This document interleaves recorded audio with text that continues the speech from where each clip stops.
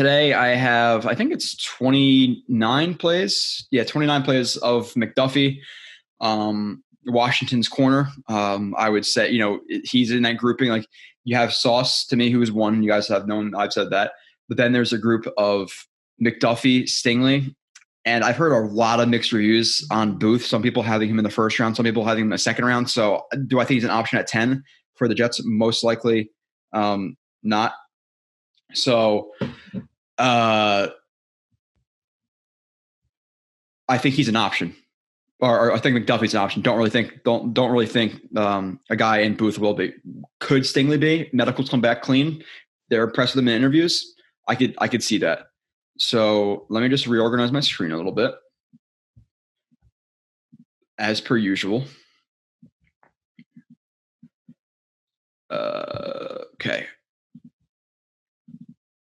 McDuffie stare at quarterback. Bad play to start. Is he going to be bad through the whole thing? I don't know. Let's see. Bottom of the screen right here, number 22. Oh, so that's what I have to do too. I forgot. Don't yell at me. Let me find his notes that I have on him. He is 5'11", 195. So he's not overly tall, but he's not skinny. Like he weighs more than Sauce Gardner, who has 4 inches on him. So it's not like he can't handle outside press. Like he can't handle guys. If you're going to be concerned about the height, again, somebody said that in the last stream I had, which for you guys is probably a month ago at this point. Oh, well, he's only a slot guy. Why? Because he's 5'11". If you're strong enough to play on the outside, you're strong enough to play on that side. Oh, well, he can't win jump balls versus other guys. Okay, if he times it well, if he plays through the hands, he can. Jari Alexander's 5'10", 5'11". He's one of the best corners, if not the best corner in the NFL. He plays on the outside. And kind of to add on to that, well, he can't do this. Okay, well, what can't Sauce Gardner do that McDuffie can do? Oh, well, he's high legs, so he can't break with guys who are fast on the outside. Okay, McDuffie can. Just because you're 5'11" doesn't mean that you're not able to play on the outside. If you have the physicality, if you have the girth to do it, then cool. So bottom of the screen right here.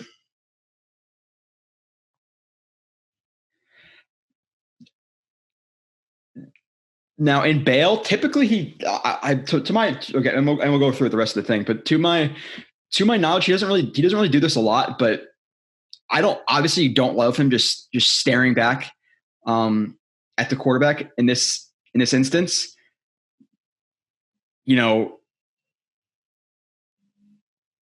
Especially, and even if it's a 4, like even if it's a cover 4, at this point, this is your only threat. This guy's vertical stem is going to get matched and basically pretty much becomes man for the safety right here. So even if you are only like man only deep, and you're only playing him if he runs a deep route, and then you're gonna drop into your zone to maybe to if this is an out route, or like a corner or a flag or whatever. I get playing a little bit off just to get under that and play it pretty conservatively, because let's see. It is first down, so it's not like it's third down. He's playing conservatively. If it was, it's a different story.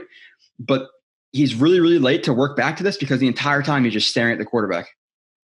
Bale, let the guy work into his soft spot. Quarterback, just staring at him. He's so late to get back to that the receiver is able to make he's able to make a catch for only a couple of yards, because I don't know if they got did they get a false start or something? No.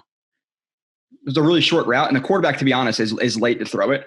Like if the quarterback threw the ball here, it's there, and he probably gets a couple of extra yards. Now, with that being said, even though I don't like him staring at the quarterback and bailing, again, if you're going to bail and this is 4, again, I'm not going to watch it 1,000 times to see exactly what it is. It could be 6, whatever, and he just I'm not trying to do that right now. I'm okay with him bailing and playing conservatively, but I just want him to have that outside leverage, so he can have eyes on the quarterback, but peripheral vision have that receiver. So he sees the receiver break, he works to it. Now, with that all being said, you can see once the ball is thrown, you can see his trigger, how quick he is to accelerate and get back down. You can obviously tell he has really good athletic ability. Like the smoothness of that break, is an acceleration tackle. Very, very nice. Like that was obvious in terms of that play. Missed tackle. Okay. 2 plays. Starting off negative. The thing is, like, people on YouTube only get like I think like 7-8 plays sometimes. Um, Overall, I will be fair. I like his film. I actually really like him. He just didn't start off the hottest, which can happen. The thing here, listen, I like his I don't know if he's just like a cat blitz or if it's a run blitz, whatever. Probably, he's probably blitzing off, and then there's a guy replacing his zone right there, and they just disguised it late, so he's blitzing off the edge. The thing you do want to see here is you got to wrap up. The thing, like, you don't want him leaving his feet, not driving it through his feet, and not wrapping up. So he's just trying to throw a shoulder, trying to throw a big shot, and not have a clean tackle. Just wrap up. It's as simple as that. You get the physicality, like him, like him being willing to bang like that with a running back. But even if you're not going to cross your helmet, like perfect tackling form, if you're going to like come in and like do that rugby tackle scoop, okay, grab his legs, scoop him up, drive through and lift. But here, just throwing the shoulder, not wrapping up, not what you want to do. You don't want to miss an open tackle like that. And obviously the running back picks up another 4 or 5 yards, whatever it is. So just a note: don't leave your feet as a tackle. He did that last tackle too, so maybe that's a trend. He leaves his feet a little bit. Top of the screen. Let's hope for a good rep. Square. He's like a yard and a half off. He's approaching no man's land, but that's right. That's like right there. That's as far as you want to get to me. Squeeze to the sideline. Now, a little bit of a jump before. He's not really splitting though, and he's still over his knees. Like, you see how perfect that his form right there in terms of just chest over knees slightly over toes. His width of the width of his feet. His balance is really, really good, and he's a guy who he can aggressively press you, but he's more soft shoe, where he's going to let you kind of dictate the first part, and then he's going to dictate the second part because he trusts his athleticism to turn and run with you. And here, again, he's not in a true backpedal. He's just inching back. Receiver stems towards him without really any true threat of an inside break. Opens, and you're going to have McDuffie, who opens with him, swats down the hand, or they kind of meet hands. Like, I don't know if he goes to punch or swat it down, but nonetheless, they meet hands. He's not leaning too far into it. Left hand catches the receiver, runs with him, squeezes him, and now he's playing in trail, but he has that route. Like, he stuffed it to the sideline. So the athleticism, the balance in his inching back, not really a true back pedal. Like, you can kind of see how smooth he is and how patient he is with his feet right there. That almost looks too easy. So that was a good rep. Feet, okay. Usually that's a good thing. It could be a bad thing or a good thing. I'm gonna go with him. It's a good thing. No man's land, don't love it. Again, ball is right like the 45. Get to the 45. This whole like 2.5, 3 yards off thing, I've explained it many, many times before. You're just not really giving yourself an opportunity to threaten with your hands. Even if you're going to soft shoe, you need that threat of, okay, I'm gonna punch him, because you're giving him a free leash to do whatever he wants. And you're not really truly threatening him. Even if you want to start off quick and then you want to backpedal quickly, okay, don't necessarily love that, but at least you were making him think before. At this point, you're giving him a lot of space to kind of dictate the first part. And know he can dictate the first part. But again, here, ball is snapped. Again, he does these little jumps at the start. At times, it's not the worst thing in the world if you're still unbalanced. That's just what he does. Like, it's almost like, again, it's not like a true kick step, because a kick step is 1 foot, but it's almost like a taut jump split. But he's not really splitting. He's not really leaning back into it. Like, he's still over his knees. And now receiver stems him outside. He just walks up on him.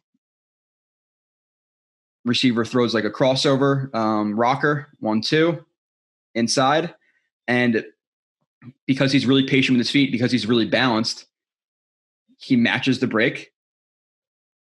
And you're going to see alternating hands. 1 gets chopped down, 2.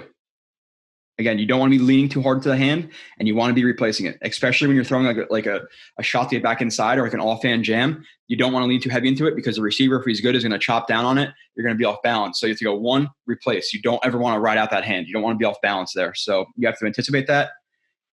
Again, smooth feet. starts to angle off a little bit outside, but has the athleticism laterally to match 1-2, get on top of it. And obviously, if you continue running his route, it would have been shut down. But very, very, very patient right here, which I'm cool with. You know, you could be, you know, as long as you change it up some, you're not going to be patient all the time, which he does not. So that's good. Press. Okay, so start off good. Or start off bad. Ending, not ending good, but we have a lot to go. But transitioning to good, you should say. Again, a little bit with the no man's land stuff. I say that all the time, but it's a pet peeve of mine. I want guys to at least be a yard or yard and a half if you're going to be in press. If not, just play off. So this like 2.5 yards, not in love with it. I think Odin will fix that NFL level because he has his guys not really playing in no man's land a lot. So now again, in terms of, and that ball is dropped, by the way, but just in terms of his athletic ability here, you could see it. It stands out. Now, again, a little bit of the jump split to start. I think they will fix that because while it's not terrible that he's doing it, it is not ideal. You know, because there are incidences like here, it's a little bit more pronounced. You can see he splits a little bit more. Now he's sitting back a little bit more. So again, it's not ideal. So I would rather see that kick step instead of the false step or the jump split, because he tends to do that a lot. It's not because he's getting threatened. I think it's just how he starts off his reps, but it's not ideal. So again, patient with the feet. You can tell his eyes are low, not really falling for the inside stab. And he's a guy who he trusts his ability laterally and to match flip and run, that if you stem towards him and as long as he's able to stay square, if you open up and even if you get the jump on him, he's going to be able to match you. And he's confident in that. So him playing soft shoe is probably going to do more in the NFL level. And that's fine. As long as you're square, as long as your feet are patient, I'm cool with it. And receiver, hop steps, again, not really overly threatening with that hop step release. Stems outside, and then you're going to see McDuffie jam, not completely ride it out, not get off balance when he wipes it away. Again, you don't want to be leaning into it, but gets a good jam, gets on top of the route, fights to maintain contact on that stem. Receiver breaks on a stop, sit, curl, whatever the hell we're calling it. I really don't care. There's, you know, if some people, okay, if you're not actually coming back at a like a 45 degree angle back inside, it's not a curl. If they're just stopping at the top of the break, it's a stop. I don't really care what your terminology is. It's not something to get worked up about. But again, he's able to now get hands on, feel that break. You could see as the receiver breaks, he breaks. Like there's not really much difference in when these guys go to break. You know, his is a half a second after, but because he has his hands on, he could feel that. He matches it. And the receiver has an opportunity to make the catch, but he's not able to. So even if he caught it, okay, it's 3rd and 1, 3rd and 2. And again, when you're playing receivers on the back breaking route, if it's perfect timing and a good break from the receiver, it's really, really hard to completely defeat that play. But if you're making it as hard as possible, you're going to take that. And he does right here. Like he's crowding that route. So even if he gets beat, like I'm not going to be like, oh my God, bad play, he got beat. There's a difference. He contests that as much as he could. So patient, top of the screen again, you know, 2.5 yards off, talk about it. So the thing with this one, like it's not gonna, like, I don't think anybody's gonna be blown away. Like people are gonna watch this like, holy shit, you know, this is the best play I've ever seen. But I do really like it just for the fact that, again, watch the jump split stuff.